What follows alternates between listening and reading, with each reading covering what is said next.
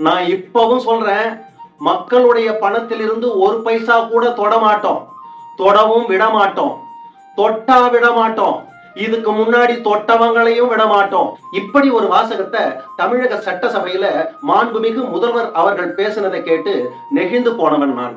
சொல்லுதல் யாருக்கும் எளிய அறியவாம், சொல்லிய வண்ணம் செயல் அப்படின்னு திருவள்ளுவர் சொல்லுவார். இப்படி முதல்வர் அவர்கள் வாயிலிருந்து வந்த இந்த சொற்கள் செயல்பாட்டுக்கு வறுமையானால் தமிழக மக்களை விட பாக்கியம் செய்தவர்கள் வேறு யாரும் இருக்க முடியாது. நான் விவசாய குடும்பத்தை சேர்ந்தவன். தூரத்தில் இருக்கக்கூடிய நிலத்துக்கு தண்ணீர் பாய்ச்சறதுக்காக வாய்க்கால்ல தண்ணீர் கொண்டு போவோம். அந்த வாய்க்கால்ல எலி வலைகள், நண்டு வலைகள், புற்கள், உடைப்புகள், இப்படி பலவிதமான சேதாரங்களுக்கு உள்ளாகி நாங்கள் தண்ணீர் பாய்ச்ச வேண்டும் என்கின்ற நிலத்திற்கு வரக்கூடிய தண்ணீர் மிக குறைவாகவே வந்து சேரும்.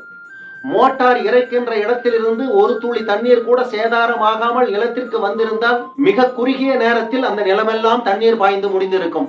இவ்வளவு சேதாரங்களை சந்தித்ததனால் நீண்ட நேரம் தண்ணீர் பாய்ச்சியும் நிறைவு பெறாமல் அந்த இடம் குறையாக நிற்கும். அப்படித்தான் மக்களுக்கான பணத்தை பல பேர் சூறையாடுகின்ற போது மக்களுக்கு சென்றடைய வேண்டிய நலத்திட்டங்கள் சரியாக சென்று அடையாது.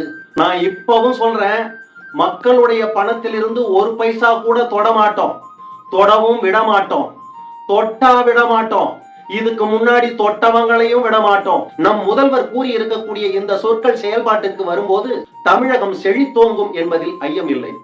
ஒரு முறை சுவாமி விவேகானந்தர் 100 இளைஞர்களை என்னிடத்தில் தாருங்கள், நமது பாரதத்தை தலைகீழாக மாற்றி காட்டுகிறேன் என்று சூளுரைத்தார். அது நிகழவில்லை.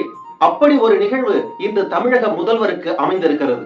107 சட்டமன்ற உறுப்பினர்கள் கிடைத்திருக்கிறார்கள். ஒரு 7 பேர் வயது முதிர்ந்தவர்கள் என்றாலும் கூட மீதமுள்ள 100 பேர் இளைஞர்களாகவே கிடைத்திருக்கிறார்கள்.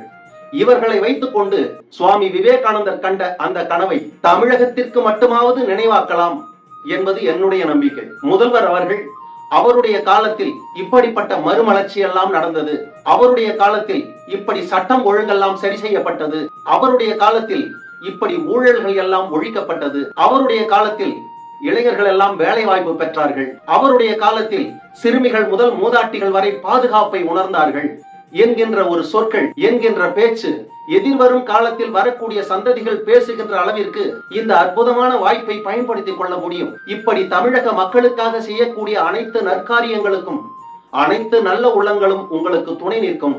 நன்றி.